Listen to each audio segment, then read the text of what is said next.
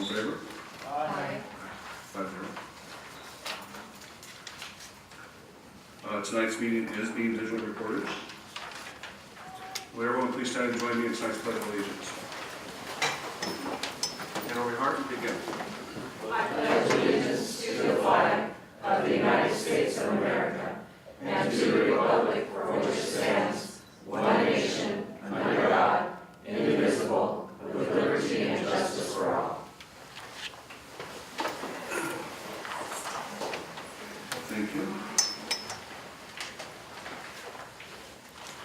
Okay, tonight in closed session, on a motion of Member Marston, second by Member Huff, and on a unanimous vote, the board accepted the creation of employment contracts for the assistant superintendents.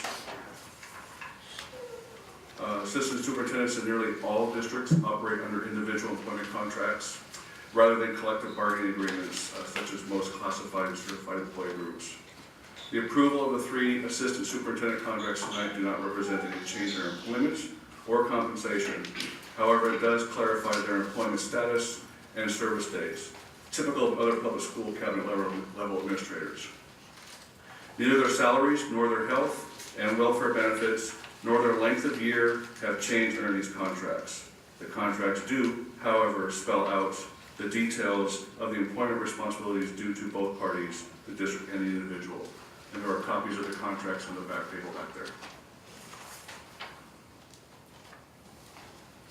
That is the only actions that were taken in closed session.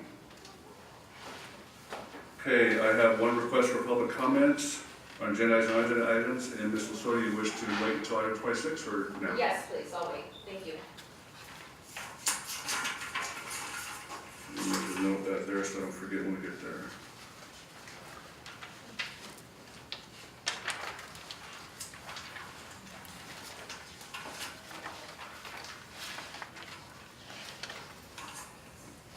Great. District updates, business services. Thank you. The AB 1200 was submitted to the LA County Office of Education related to negotiations with TCEA. They have 10 days to review and approve. We were fortunate, they reviewed it in 5 days and returned a positive note with that today. So that will come back to the board for approval at the December meeting. Diana Vasquez has returned to Temple City Unified as our Director of Purchasing this past Monday. The fiscal group is currently working diligently on the first interim, which will also be presented at the next board meeting. And I'd like to give you a brief update on bond activity. Temple City High School Phase 1B is the new pool, locker room, and field renovation. The underground plumbing at the new pool building has been completed, and the new slab and backfill of the pool is completed. The pool deck is going to be rough graded, and then we'll begin the pouring in about a week or 2. Longdon Elementary, all the kindergartners are back in their classrooms effective this past Monday. The new elevator was approved by the state. We were very fortunate. They have as much time as they want to come and approve it, and they've actually already been there. They have up to 6 months. So that's moving along very nicely. Cloverly and La Rosa, we're working on modernization phase 2 there. The electrical rough-in is completed and wall framing at La Rosa, and the new interior footing is completed at Cloverly. Thank you. Thank you. Educational services. I first want to thank the Kiwanis Club of Temple City. Yesterday it was great to go to our meeting and give an update on the great things that are happening at each of our school sites. They also celebrate Students of the Month, as you know, and it was Emperor's Turn yesterday. So I just wanted to give a shout out, so thank you for supporting our schools and our students. We had a Temple City Schools Foundation meeting last night, and it was great to see teachers being awarded grants to help with instruction and curriculum in their classroom. And it also showed me the need for more technology on the sites. So it was great that the foundation was able to fund them. It was great that I got to hear what the teachers need in their classrooms every day, and maybe afraid to ask for it because they think it might be too much, but there's no harm in asking. So that was great. I want to thank Pasadena City College and Javier Ramos. We are entering hopefully into a new phase with PCC. taking a look at our articulation and dual enrollment, to giving our kids more access to college and career classes at the college level, and working towards units. So we're going to take a look at that tonight, but I did want to reach out and say thank you because Dr. Williams and Sarah met with them yesterday, and with Jennifer, and it seems like we'll full steam ahead, so that's a partnership we're looking forward to. We have two new directors, Dr. Mercedes Gomez and Dr. Michael Williams. They are the new directors of curriculum and instruction, and I believe they've been to all the sites, meeting with staff and principals and hitting the ground running. I am and they are, we're your resources, so if you need anything, please reach out to us. It doesn't matter what it is, just let us know. We are also working on summer school now, so we get an early start. So we know what enrichment classes the foundation is offering and what remedial classes we will be offering. So we will send those flyers out to the staff and students shortly after the new year. So it gives us plenty of time to plan. So thank you. Okay, thank you. Personnel services. A quick report tonight. Negotiations update. So for CSEA 105, we are negotiating tomorrow.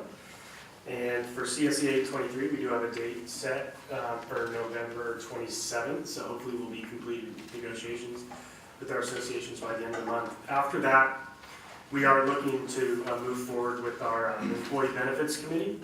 And of course, this committee is comprised of TCA, CSEA, confidential management, employees of the district, and the role of the committee is to make recommendations, if any, to the programs and the changes to our existing programs to basically see if we can save our employees some money in the health and welfare benefits.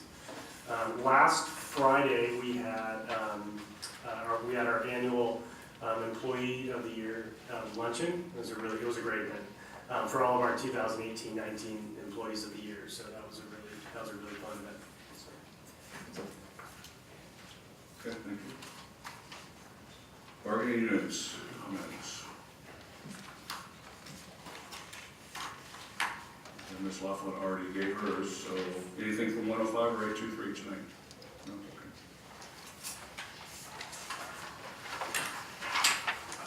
Move on to our student board member comments.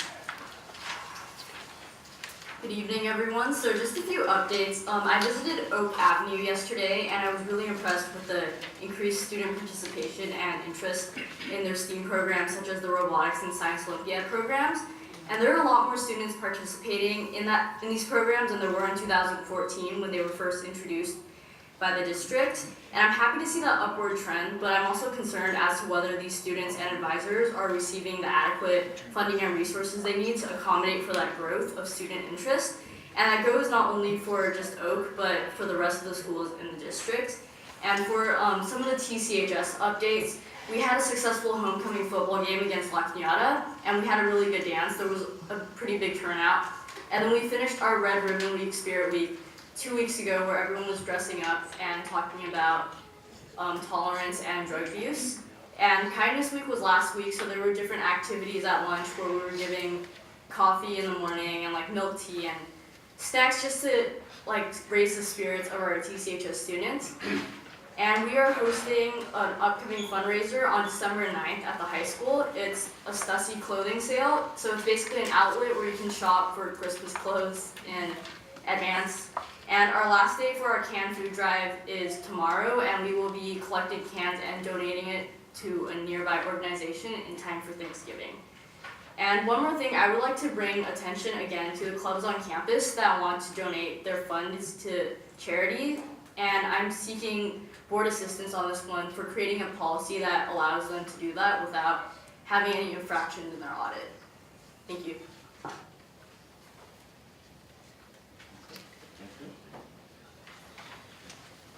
Board member comments, Mr. Gould, you want to start it off? First, I'd like to say congratulations and job well done with the Teachers Association and the bargaining units on both sides. Glad that they were able to reach an agreement, and it seems to be very good and beneficial for everyone. And I hope that the other two bargaining units can work out as fast as possible, so too. Also want to congratulate the Doug Sears Learning Center. They just went through their, I'm going to get this right, WAS accreditation. The very grueling program that they have to go through and stuff. And they came through, I think, with flying colors and stuff too. Also attended the Employees of the Year luncheon that we had last week. It was great to see all the teachers and the certified and classified people that were here, and it's always great to be a part of, congratulating all of our teachers for doing a job well done. I think that's all I have. Thank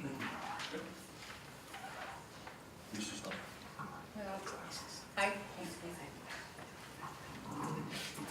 I too want to congratulate the teachers union for receiving their negotiations. I know how hard teachers work because I've worked side by side with them for many years, and I have educators in the family. So I know that you do take money out of your own pocket for enriching the students, and that is a labor of love. Attended Friday to honor the classified and certificated employees of the year. And it's just really gratifying to know that this district is great because of the people that work within the district. And again, another true labor of love, hard work. They earn what they get. Also, attended the CLC WASC accreditation reception.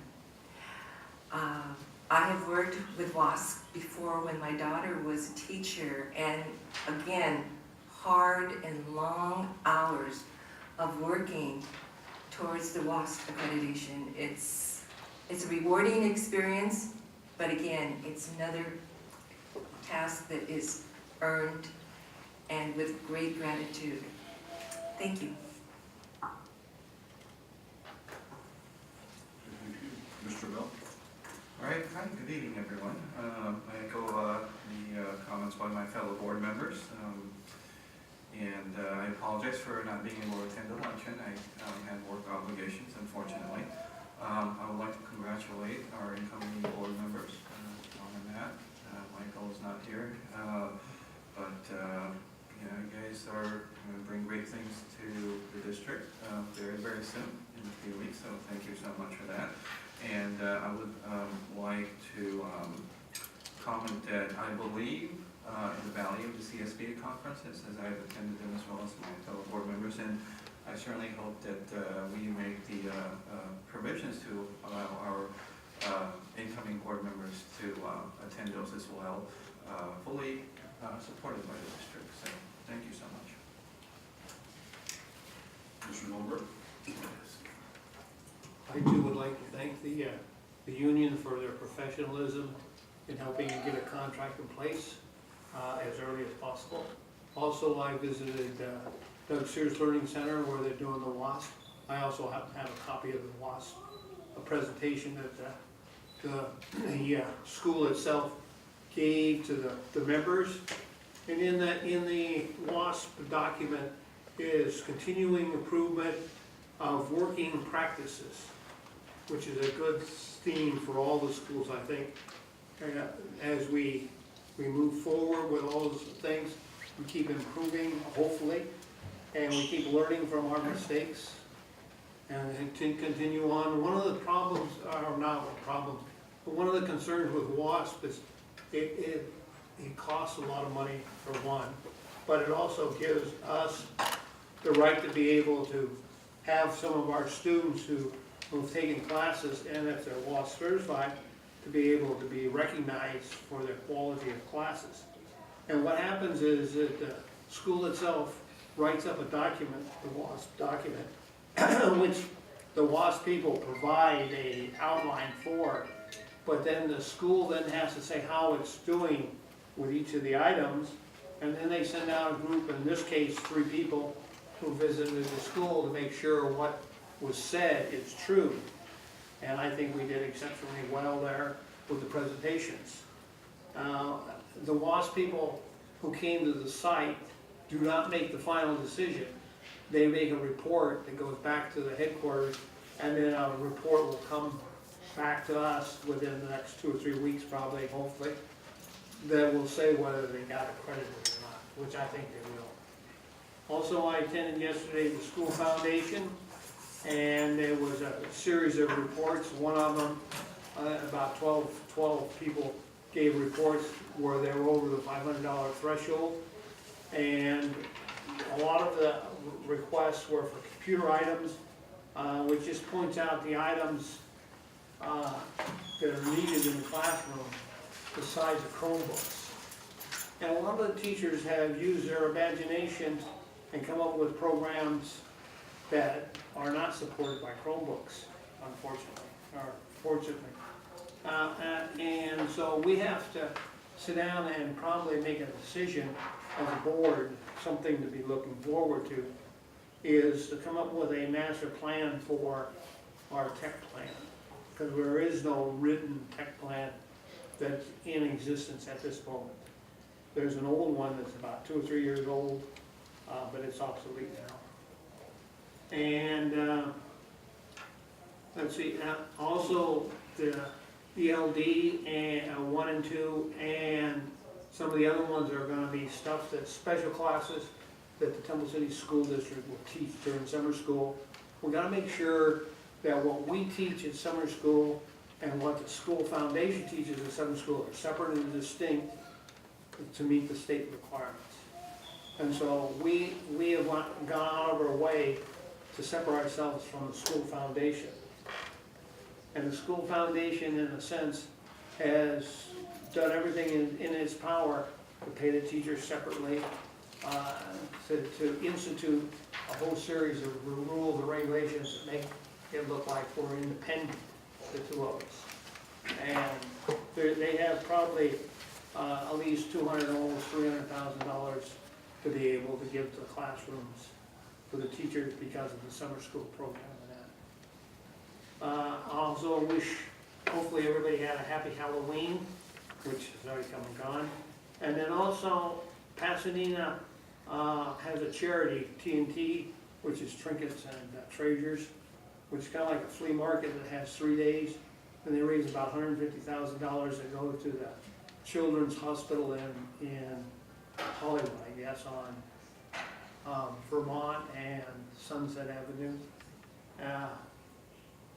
Also, the city of Temple City got a $2 million grant for the Eaton Canyon Wash hiking trail, which they still are working on. And also the Temple City Schools the student body at high school, which consists of, and the student body at the city has a joint. The city has a group of people who are students who do studies in that. They did a study on Temple City, and one of the things that they did is the traffic flow at high school. And one of the things that they came up with is that there's a street called Tree Lane, which dead ends at Lemon. And it's in the middle of the block, or close to the middle of the block. And what they're proposing is to move the crosswalk that is at the east end of the street down towards the west. So it moves. But to do that, to move that thing, they have to give 30 days notice. So it won't be on their agenda until sometime in probably December. But they're proposing to spend about $44,000 to make this some moves to make it safer for kids. And also every year the city has access to Safe Routes to Schools program, which is funded by state and federal governments. And so if someone sees some areas at the school sites that need some type of signs or some type of stop signs or other things, they should bring it to somebody's attention so that we can get into the idea. A couple of years ago, we got $300,000.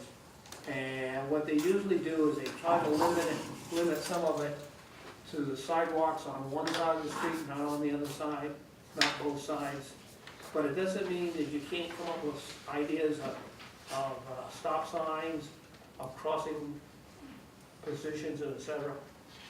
It's just some of the things. Also, the city is going back to the Ring Incorporated, which is a service that sells a little doorbell that goes on in front of your house or in the back that shows a picture if you have wireless. And you can get it at Costco, I guess, right? For a couple bucks, but the city is now going to subsidize it again. And so for those who have time, they should be contacting the city to be able to get on it. I went to the Relay of Life, which was over at the park in October 27th, and it was, I think, a very nice presentation. I think the walk around with all the candles and everything was a nice thing. And that's it. Thank you. Well, thank you. I will echo those sentiments. Congratulations to board member elects. Looking forward to working with you and getting some good things done. To follow along with what Mr. Bell is saying, all the new board member elects are given the opportunity to go to CSBA conference. It's up in San Francisco this year. I think those logistics are being worked out. Anyone who cannot go right now, there is new board member orientations that are in January that will be looked into and made available. So nothing's being held back. You will have everything that you need to have and everything you have a right to have. Thank you.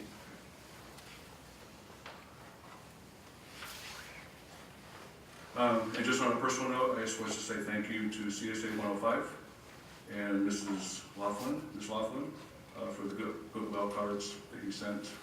I actually just got them yesterday, but I do appreciate the sentiments and the words, so thank you very much. Mr. Chow. Thank you. First of all, I'd like to compliment the current board for the meeting that we held last Thursday night. It was a really significant board meeting because we had a closed session board meeting and we also asked the three newly elected board members to join. Echo? Sorry. Echo. And we invited the three newly elected board members to the closed session.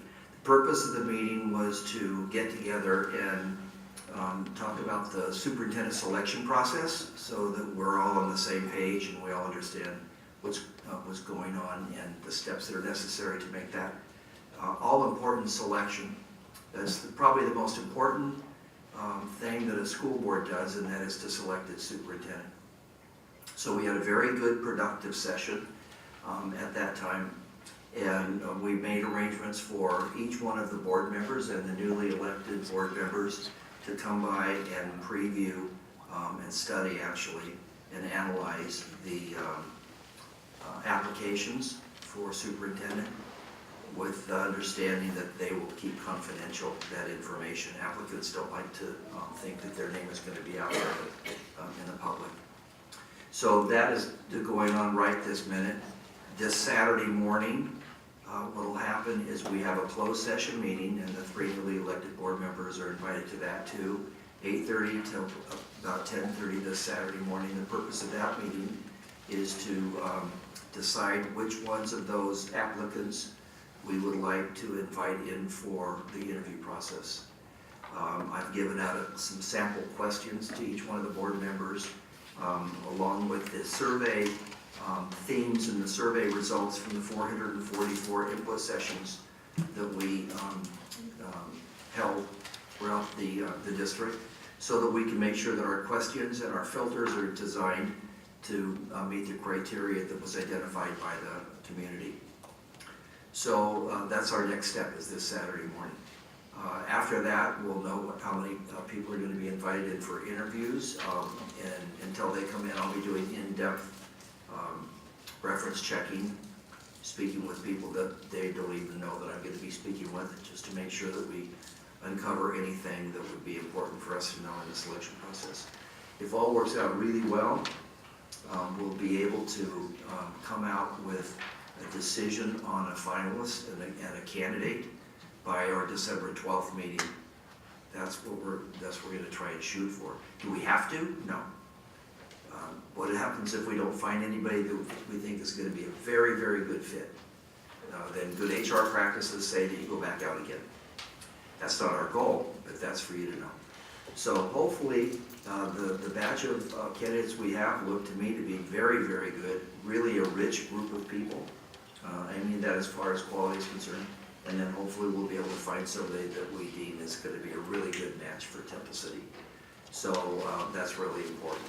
I can't say more, I can't say too much the importance of portraying Temple City the best you can, and I'm speaking to all of us, including the audience too, portray the best you can for Temple City, because the better you portray us out in the community, the more likely it is that we're going to keep our quality of new employees, new administrators, new superintendents, et cetera, top quality itself. So that's why I'm kind of thrilled for Temple City, because things are really looking good. So with that, thank you. Okay, thank you. Yeah, I have no written comments here. So we'll move right on to our discussion action item portion of the agenda. Item 18. I'll make a motion to accept the 2017-2018 actual student attendance report. Second. Second by Mr. Gould. Ms. Sorrell, do you wish to discuss that? Just very briefly, each year the board is required to annually disclose the actual average daily attendance for each site. So we are showing here a history for 6 years. I'll remind everyone that the ADA average daily attendance, or actual attendance, is the percentage of enrolled students that are showing up each day. We have a very high ADA when you compare us to others in the surrounding area as well as in the county.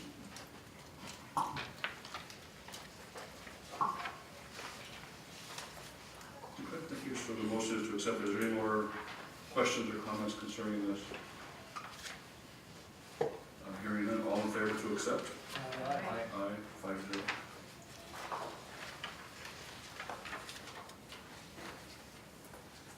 Okay, I'll make a motion to approve change order number 2 to Fast Track Construction Corporation for the Temple City High School Phase 1B.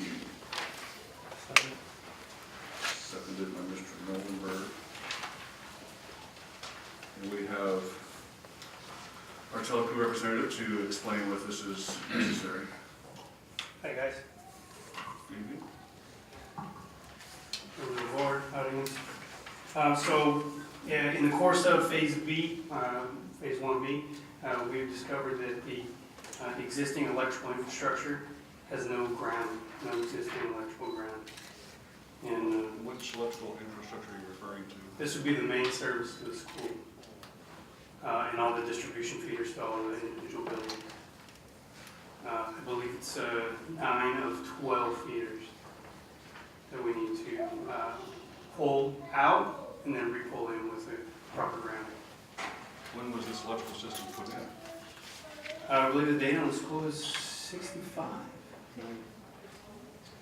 Hello everyone, David East with LPA. This issue appears to date back to when the high school was originally constructed, which I believe was in the 1950s or early 1960s. 54. Okay. So the primary issue is with as Jason was mentioning, the feeders that serve each individual building on the campus from the primary electrical service. So those feeders do not have a grounding conductor in many cases. The grounding conductor is required. It's required by code. It was required by code at the time the campus was constructed. So we're not sure if that means that the original installation was non-conforming or whether there was some issue at some later date that caused it to change. It appears that this issue dates back to when the campus was originally constructed. Unfortunately, the issue was just discovered relatively recently, within the last couple of months. And our firm has been working with Tcusd and with the site electrical contractor for the Phase 1B project to investigate and assess the issues, to come up with the proper solution, and to price that work. And the reality here is that this type of medium voltage electrical work is really expensive materials. It's copper feeders. And in this case, we have a very significant portion of the cost is labor for overtime and so forth, because we only have a limited window in which to do the work because of the significant disruption to the campus. We have to shut down the electrical service to the entire campus for some period of the duration of this work, and we have to shut down the service to obviously each individual building. So this work will tend to occur during Thanksgiving break, perhaps even over the Christmas break, but it's obviously a lot of holiday time and that sort of thing, overtime work for the contractor. So a significant portion of the cost is that labor cost. Does this grounding issue affect the solar panels that are installed at that site? That's a good question. I can't speak to the PV system as it was designed. That wasn't something that LPA designed. It was a different vendor who did that work. I can say that we are adding a grounding conductor to the feeders that feed the PV system, so as we're reconnecting it to the existing service. So certainly if we believe we're improving the condition as it is. But my understanding is there may be issues with the functionality of the PV system as it is, and that certainly isn't something that we can speak to. Jason might have more information on that, but certainly we would want to contact that original vendor who designed and installed that work to get that system working if it's not. So, if the board recalls, one of the sticking points with the photovoltaic system was it was always having trouble. It turns out that was a ground fault code. That was the trouble we were having, and we think that's going to be remedied by adding this ground code. So all these years that those panels been there, they've been throwing a ground fault error? Intermittently, yes. Okay.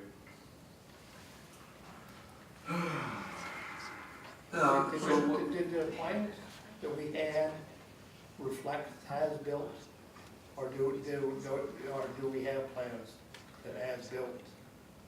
The plans that we received, we believe were not actually as-built. They were the original approved, state-approved drawings for the campus. Those drawings they show different information than what was actually installed, as we've found out through our investigation here. So we based our design on the service replacement and the Phase 1B project on the drawings, and the drawings appear to be inaccurate relative to some of these conditions. So it's unfortunate that we're discovering this at this point. It did require quite a bit of extensive investigative work, which we needed to have the electrical contractor there for. But nevertheless, at this point, even had this issue been discovered much earlier, we believe this is a fair and reasonable price for this work, given the conditions that we have. And so even had we known it sooner, we would have just been coming to you at an earlier date for a similar sort of cost impact of the project. The new buildings that we have, are they connected up to the ground? They are. And what ground are they connected to? Nothing Well, else there? the three new buildings that were done in Phase 1A had their own electrical home runs that went directly back to the electrical room and have their own electrical panels that serve them directly. The reason we didn't discover the lack of grounding for the rest of the site until this phase is the electrical room for the entire site is now being moved. In the last phase, we added 2 or 3 panels to it, whereas in this phase, we're relocating the entire thing.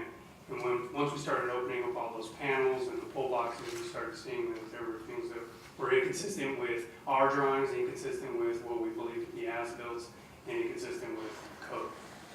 So, was there a ground in the main panel and stuff that Phase 1 was hooked up to? For Phase 1, yes. It was hooked up, what was it hooked up to? There's no, other buildings don't have it. They created their own ground, a new ground for that phase. At that time, they couldn't see that this other ground had an issue? Other than cutting power to the existing panels, there wasn't any work, there wasn't any impact to any of the existing electrical system, other than us coming into that room. So, no, unfortunately not. Does any of this require digging, trenching, or anything? If all goes well, no. If we have a problem when we're pulling out the existing conductors and pulling in new conductors, there's a possibility we could have to open up a location wherever that conduit could be compromised and add a pull box in that location.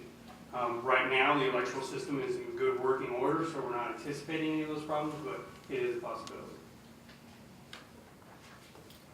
So you say possibly you will have the power out over the holidays. Do we know if there's any student groups that plan on being on campus for the holidays, their band and everything else that works? About 3 weeks ago about the days that we shut down. Okay. Do they have to just change their schedule, or do we make accommodations for them to continue what you gotta do? If someone needed accommodations, they reached out, we tried to make accommodations for them. I have to go to the student group. Okay. As long as they know about it, and they can make accommodations if they need to.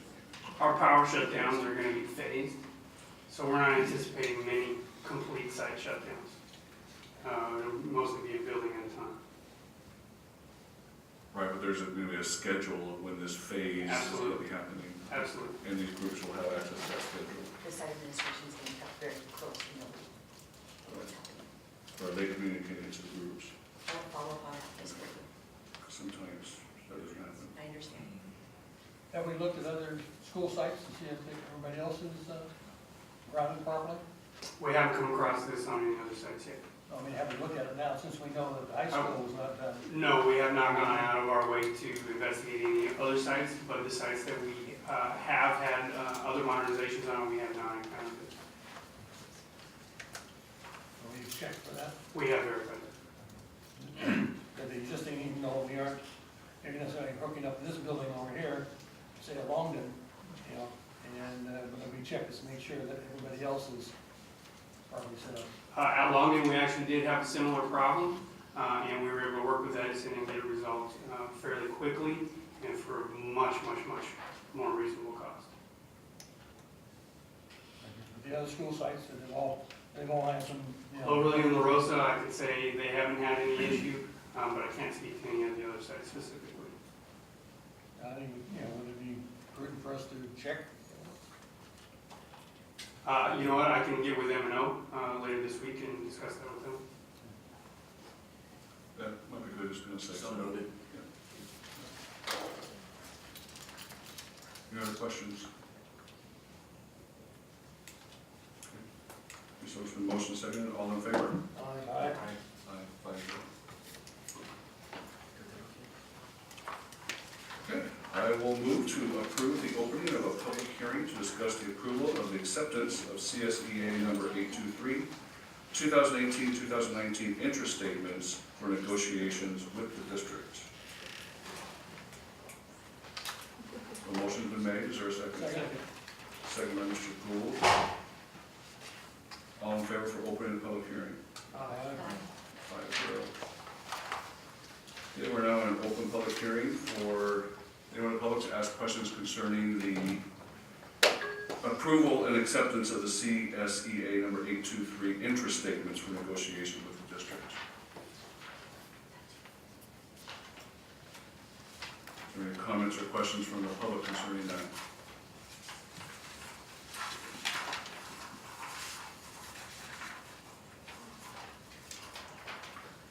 Hearing none, I will move to approve the closing of a public hearing to discuss the approval and acceptance of CSEA number 823's 2018-2019 interest statements for negotiations with the district. I believe I heard Mr. Gould first. All in favor of closing public hearing? Aye.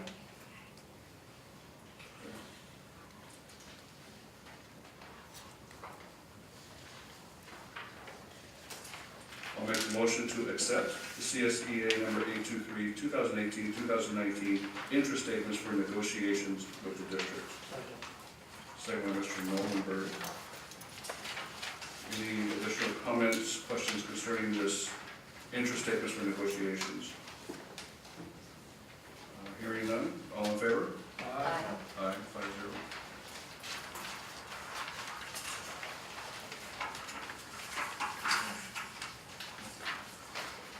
I will move to approve the opening of a public hearing to discuss the approval of the district's 2018-2019 interest statements for negotiations with CSEA number 823. Second. Second by Mrs. Huff. All in favor? Aye. 5-0. Okay, so now our open session for the public to ask any questions concerning the approval of the district's 2018-2019 interest statements for negotiations with CSEA number 823.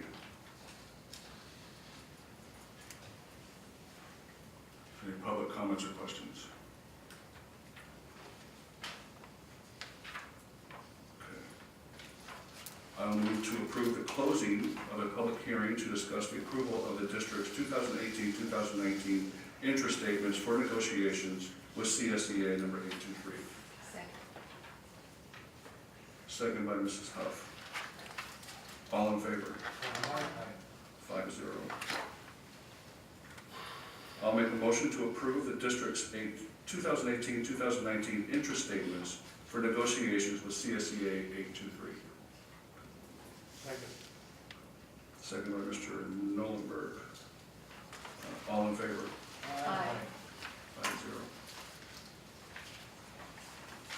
5-0. Okay, I'll make the motion to approve the memorandum of understanding regarding college and career pathways partnership agreement between Pasadena Area Community College District and Temple City Unified School District. Second. Second by Mrs. Huff. Do we have a presentation for this, or? No, we do not, but I'm open to questions, and I would also like to thank PCC and Javier for meeting with our principal and director of secondary and director of student support services to make this happen. It gives our students an opportunity to take classes outside the regular day. It gives our teachers a chance to have employment with PCC, and we can use their professors also. So we're doing two things. We're articulating classes and we're doing dual enrollment.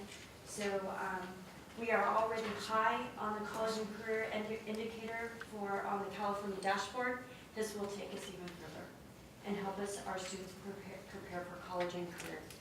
And it's a great partnership with PCC. They're excellent. They're great to deal with. They're very helpful, and we're glad we're entering into this relationship. I'm too. I see nothing but very positive things for all the students. You know, student achievement is #1 goal, and this will definitely help facilitate that. Any opportunities that can be given to them is a positive as far as I'm concerned.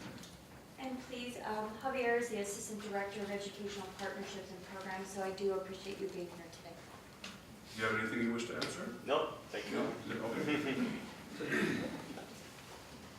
Does any of these classes qualify for summer school? We are going to run them during the school year, not summer school. Not After hours? It depends on what the high school needs, but it could be before or after school, depending on student need. Yeah, so the class selection, what times and when they're offered is actually run by the administration at the school. So including 0 period and 8 period, or after the after school period. So as long as the school identifies it within their school day, the rule that allows us to do this, which is AB 288, California Assembly Bill, allows us to offer those classes as restricted classes, so only your students will have access to.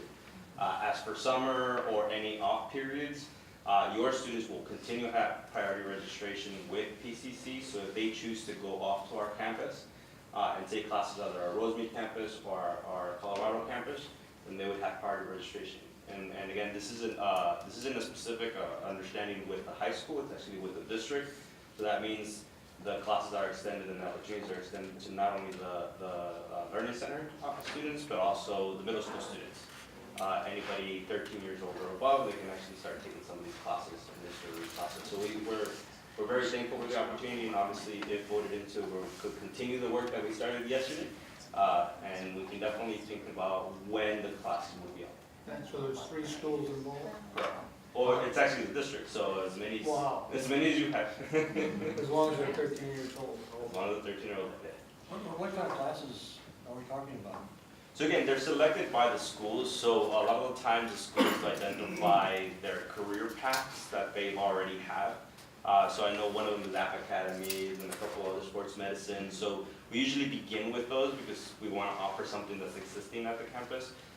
We connect them with either CSU eligible classes or transferable, so for students to go into the Cal States or the UC system. And then definitely for the CTE or Career Technical Education Certificates, we connect them as well with that. So yesterday's conversation went all the way from high-level calculus to definitely hospitality management, sports medicine. So it really becomes of what the counselors and the administration, obviously with the support of the community and the faculties, but we definitely choose the classes that best support the ongoing activities of the school. And similar to how some of the new projects that you're coming in, any new grants, those are also included in the opportunity. When is this going to start? Hopefully in the fall semester during the day, hopefully in the spring semester we can offer at least a couple of classes after school or the 8th period, so the students can have access to those classes. But again, it depends on what the school really wants. So if the school decides not to do it in the spring semester, then we would be happy to work with them in the fall. But this gives us the opportunity to begin official conversations with both the Department of Ed and also our Chancellor's office. And just kind of let you all know the idea that we cannot have those course conversations until actually these conversations are done. So we have to continue the idea of which classes we can select, but we can't actually put pen to paper until after this, hopefully this board meeting.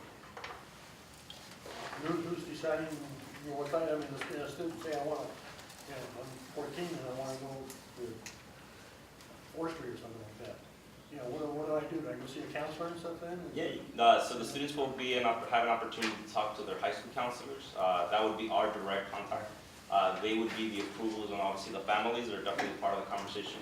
As you can imagine, at that age, the families have to be part of that conversation. But we work with the administration of the schools and obviously the district to ensure that we offer the correct classes. And then the schools actually determine which students should be part of those classes.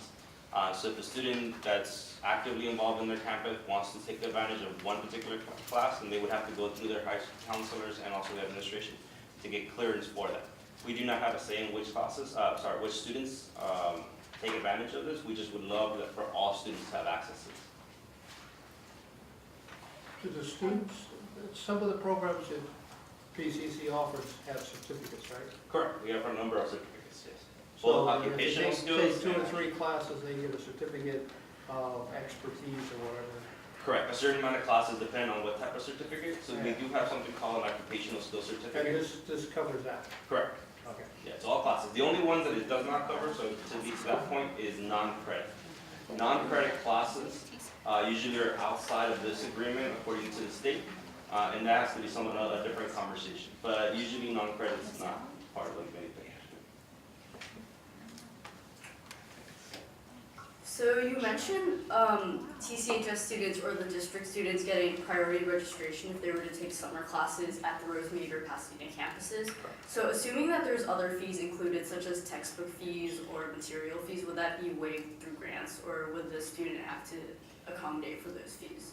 So that's a great question. We always start with making sure that the student understands which classes are actually free or zero cost textbooks, especially because of the one-to-one Chromebook aspect of the district has. But then yes, any class taken after school, then at that point it becomes the charge of the student for the materials. The classes offered at the school or in association and what I mentioned is restricted classes are actually required by state law that there are no fees. But if it's summer, after school, online, something that the student's taking on their own, they still receive priority registration, but the cost and the additional fees that are associated with the class are actually added on to the student. You just mentioned one-to-one Chromebooks. What does that mean? Each student has a Chromebook? Correct. I was told that everybody had access to the laptop. For the summer school program, that is one of the, we will put the Chromebooks in the classroom.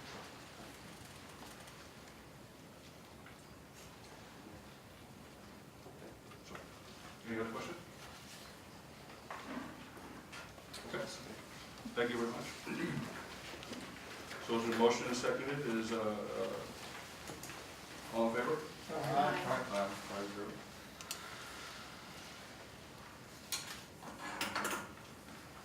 Okay, I'll make the motion to receive board policies for second reading and approval, which would be board policy 3513.3, tobacco-free schools.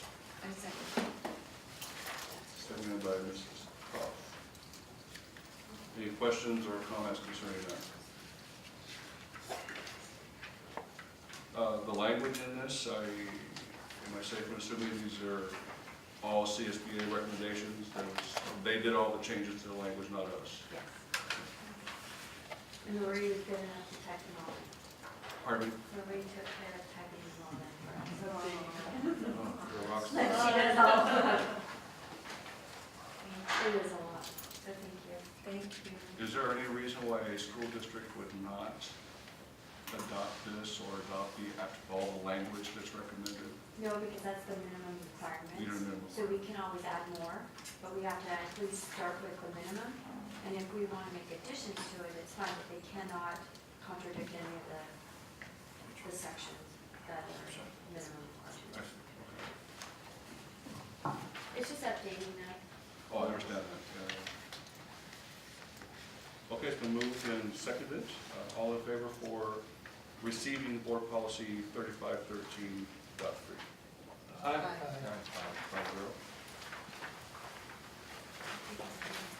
Okay, move on to our consent agenda. I had Ms. Lasodi, you wish to make a comment now? Yes, please. Thank you.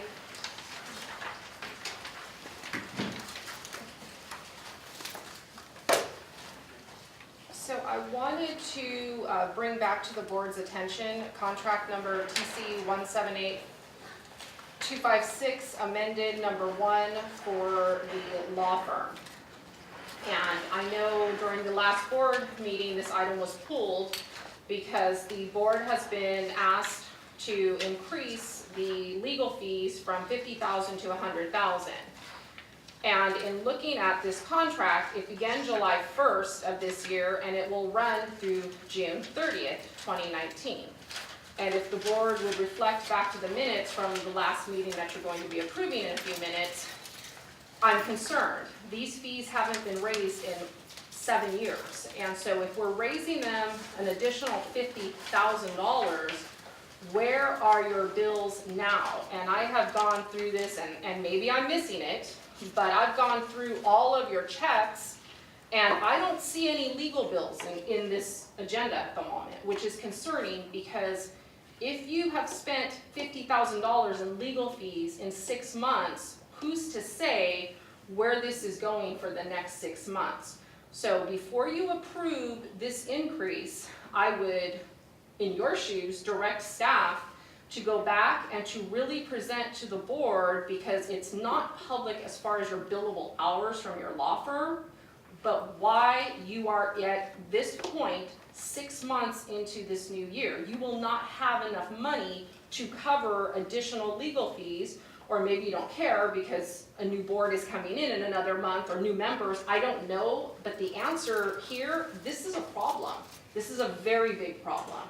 So I would ask you again to pull this item and to redirect your staff to break this down and to really make a determination as to what happened, because this should not be happening in 6 months' time. Whether you've had increased legal problems or not, this should not happen. And I just want to make one note on something else that was said. Your solar panels were guaranteed for 25 years. If they are not working, and they have not been working, you have inadequate staff then overseeing why that is not working, because there is a guarantee. So someone needs to go back, someone needs to address the provider, which was Chevron, and find out why you aren't getting the services that you are paying for or were paying for. So I have a very large problem that it takes a contractor to tell you that something's wrong when there should have been a reflection based on the bills, based on inadequacies with the meters. Thank you.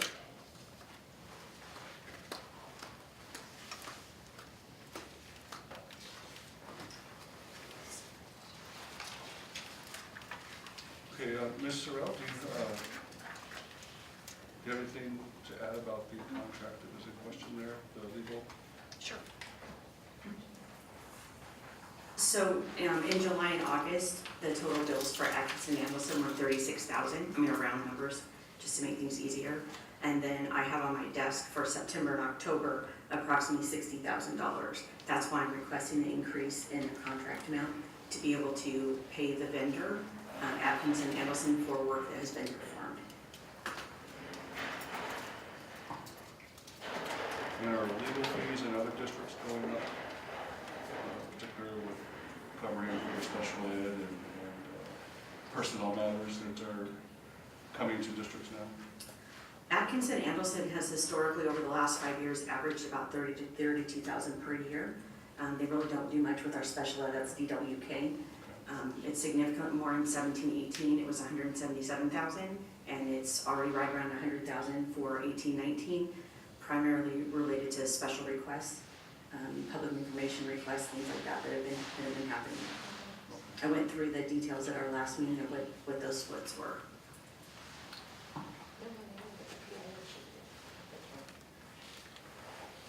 Okay, is there any request here to pull any items? I would like to pull contract number TC 178256, and I think we owe it to the public to explain why the expenditures are as high as they are prior to approving. Okay, do you have that right? No? No, anyone can request item pull. Okay, and I will ask that we pull item 24 from the consent agenda and vote on that separately. Second. I'm just making a request.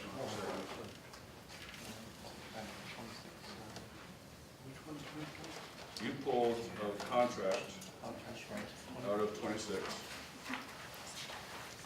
So we can still vote on that minus that contract. I am pulling item 24, please, from the consent, we vote on it separately. 26. 24 is the minutes. 24 is the minutes. And you pulled contract out of 26. 26, correct. Yes. So are you asking to pull the entire item 26 or just the contract out of 26? The contract out of 26. Okay, so the contract out of 26 has been pulled from item 26. Item 26 still remains the consent agenda, minus the contract that Mr. Bell has pulled. Is everyone straight on that? Yes. Okay, and I am asking that we pull item 24 Oh, I see. Okay. to be voted on separately. Okay. So with all that said, I will move to approve the consent agenda that's remaining.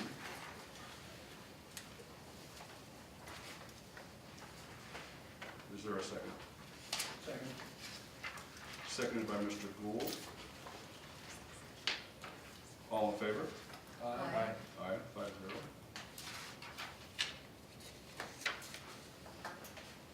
And is there a motion to approve the minutes of the regular meeting for October 17th? I'll second. Moved by Mr. Nolenberg, seconded by Mr. Bell. Okay, all in favor of approval? Aye. Okay, 4 ayes and 1 abstain. I am abstaining because I was not at that meeting.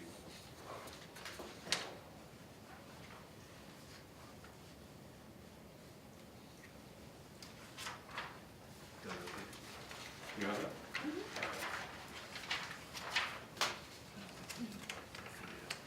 Okay, any closing board member comments? Here's a couple. So are you going to vote on number 26, less the contract? That was part of the consent agenda. Okay. It was part of the consent agenda minus the contract that Mr. Bell asked to be pulled. Yes, Mr. Nolenberg. Two things, a couple of things. One is, we as a board should start looking at what the goals are for the next superintendent as soon as possible, I think, as soon as we sit in the next board meeting. And also, I think we need to to start taking a hard look at our technology plan or lack of plans so that we start to go what direction we're gonna go with technology. Are we going to do it towards the teachers or are we gonna do it towards the students?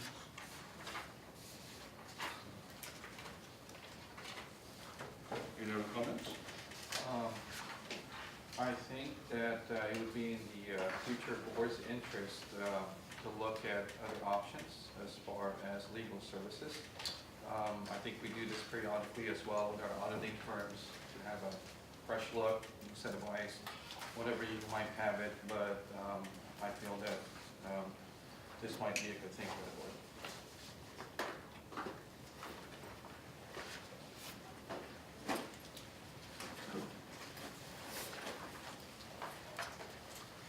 Any other comments? One other one. Yes, sir.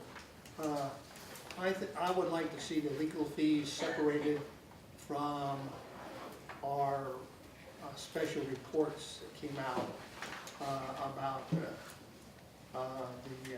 senior concrete work at high school. Because I think what we did is we had the attorneys hire people to review stuff, and then we pay, because that way it is work product and it's not subject to other sides being able to get it. But by paying the attorneys, their fees are higher because they're charging for other services that other people have done. So I'd just like to get a feel for what other services and what costs we paid for the other services.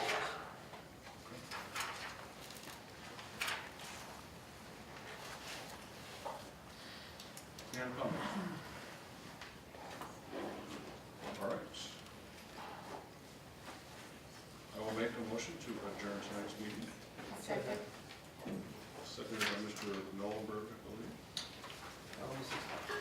I'm choosing you. All in favor? Aye. Aye, 5-0.